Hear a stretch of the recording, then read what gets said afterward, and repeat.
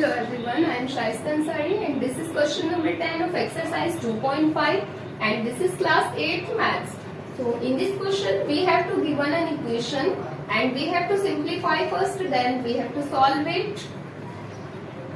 तो इस इक्वेशन को किस तरह से सोल्व करेंगे, पहले यहाँ पर देखते हैं कि लेफ्ट हैंड साइड में कितने टर्म्स हैं, राइट हैंड साइड में कितने टर्म्स हैं। तो इसमें यहाँ पर लेफ्ट हैंड साइड में भी इसमें ओनली एक ही टर्म है एंड राइट हैंड साइड में भी इसमें एक ही टर्म गिवन है। पहले जो 0.25 है उससे मल्टीप्लाई किया जाएगा इस 4f को एंड उसके बाद ये 0.25 मल्टीप्लाई करेगा इस -3 को। सेम वैसे ही हमें इस राइट हैंड साइड में करना होगा कि 0.05 के साथ पहले इस 10f को मल्टीप्लाई करना होगा एंड देन इसको -9 के साथ मल्टीप्लाई करना होगा। अब इसको 0.25 के साथ में जब इस 4 को मल्टीप्लाई करेंगे तो ये कितना बनेगा, तो 0.25 के साथ में 4 से इसको मल्टीप्लाई करते हैं, it will be 4 5s are 20 and 4 2s are 8 and 2 ये बन जाएगा 10 एंड 10 का 0 carry 1, now 4 and 0, 4 into 0 will be 0 but 1 carry जो है वो आ जाएगा यहाँ पे एंड डेसिमल के आगे 2 डिजिट्स हैं तो 2 डिजिट्स के जस्ट पहले यहाँ डेसिमल पुट करेंगे। This is 1.00। पॉइंट के आगे जब 0 होते हैं तो उनकी कोई वैल्यू नहीं होती, तो ये यहाँ पर ओनली 1 होल नंबर बन चुका है। तो 0.25 को जब 4 के साथ में मल्टीप्लाई करेंगे तो वो पूरा 1 बन जाएगा एंड यहाँ पर जब ये 1 बन जाएगा तो ये आ जाएगा 1f। बट ये जो 1f बना है 1 को हम यहाँ से रिमूव करेंगे बिकॉज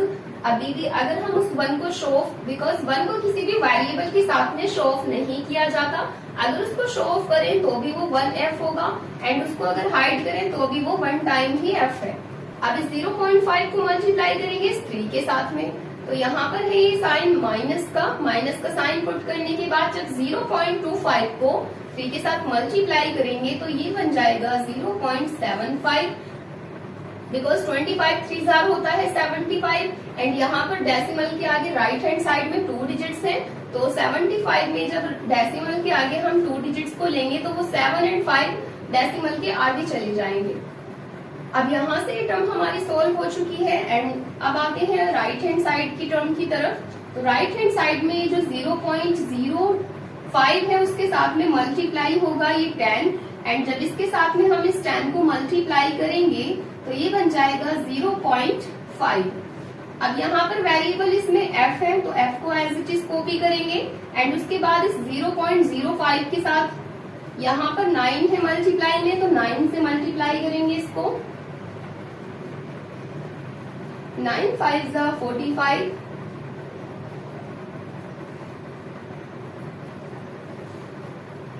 तो 0.05 को जब 9 से मल्टीप्लाई किया जाएगा ये बन जाएगा 0.45 एंड यहाँ पर ये जो 9 है वो माइनस का 9 है तो अभी 0.45 यहाँ पर माइनस का बन चुका है। तो अब इस लाइन में देखेंगे कि वेरिएबल की टर्म्स कितनी है एंड कांस्टेंट की टर्म्स कितनी है। तो यहाँ पर एक वेरिएबल f है एंड एक वेरिएबल में यहाँ 0.5f है, तो ये जो 0.5f है ये यहाँ से राइट हैंड साइड से 0.5f रिमूव होगा लेफ्ट हैंड साइड में, तो बिकॉज ये f की टर्म के साथ में ही सोल्व होगी। तो जब ये राइट हैंड साइड में पॉजिटिव है तो वो लेफ्ट हैंड साइड में नेगेटिव में कन्वर्ट हो जाएगा एंड ये जो 0.75 है वो यहाँ पर माइनस हो रहा है लेफ्ट हैंड साइड में, तो इस 0.75 को हम f की टर्म के साथ सोल्व नहीं कर सकते बट इस 0.75 को हम इस 0.45 के साथ में सोल्व कर सकते हैं। तो हमें नीड होती है इसको यहाँ से राइट हैंड साइड में ट्रांसफर करने की, बट राइट हैंड साइड में हमारे पास 0.45 ऑलरेडी है तो उसको हम यहाँ पर पहले कॉपी करेंगे देन इसको यहाँ से ट्रांसफर करेंगे तो वो बन जाएगा प्लस 0.75। अब हम इसको सोल्व करेंगे आगे, तो वेरिएबल की टर्म को वेरिएबल के साथ में सोल्व करेंगे। f में से माइनस होगा 0.5f, f का मतलब है यहाँ पर 1f एंड यहाँ पर ये जो है 0.5f है तो f को अभी हम यहाँ से हटा देते हैं। 1 में से जब 0.5 को यहाँ सब्ट्रैक्ट किया जाएगा तो ये जो 1 है वो इक्वल है 1.0 के तो 1.0 बिकॉज डेसिमल के आगे 0 की कोई वैल्यू तो होती नहीं है, बट वो उसको सपोर्ट दे देता है अगर नीड होती है तो। यहाँ से 0 में से 5 को तो हम सब्ट्रैक्ट कर नहीं सकते, तो 1 में से इसमें को जब 1 टेंस लेंगे तो ये बन जाएगा 10। 10 में से जब 5 जाएगा तो वो 5 बचेगा एंड डेसिमल यहाँ पर एज इट इज आ जाएगा। 1 ने जब 1 टेंस उसको दे दी है तो वहां पर बचा है हमारे पास ओनली 0 एंड 0 में से 0 सब्ट्रैक्ट होगा तो 0 ही बचेगा। तो यहाँ पर f में से जब हमने माइनस किया है 0.5 f को, तो हमारे पास बाकी बचा है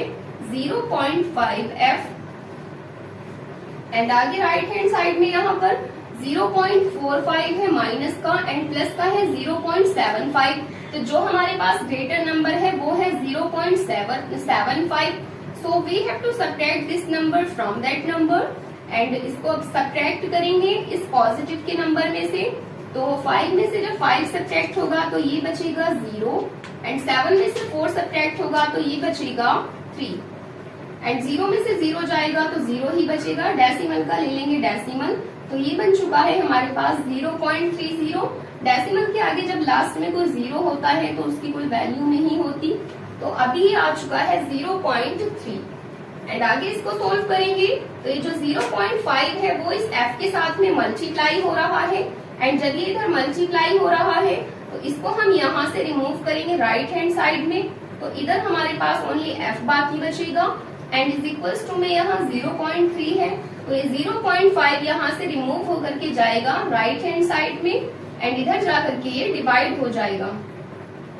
तो इसमें डेसिमल से डेसिमल कट हो जाएगी बिकॉज डेसिमल के आगे राइट हैंड साइड में इक्वली डिजिट्स है, तो f की जो वैल्यू आ जाएगी वो आ जाएगी 3/5। अब ये जो 3/5 है उसको हम डेसिमल में कन्वर्ट करेंगे, तो इसको डेसिमल में किस तरह से कन्वर्ट करेंगे, यहाँ पर 5 इसको डिवाइड कर रहा है 3 को, तो 5 की टेबल हम 3 में नहीं पढ़ सकते, तो पहले हमें लेना होगा डेसिमल एंड जब डेसिमल लेते हैं तो 0 इंक्रीज किया जाता है एंड देन 5 6 30। 3/5 को जब हमने डेसिमल में कन्वर्ट किया तो ये बन गया 0.6। तो f की जो वैल्यू आई है हमारे पास वो आई है 0.6 एंड यही हमारा आंसर होगा। So this was the last question of this exercise and now let's come to the next question.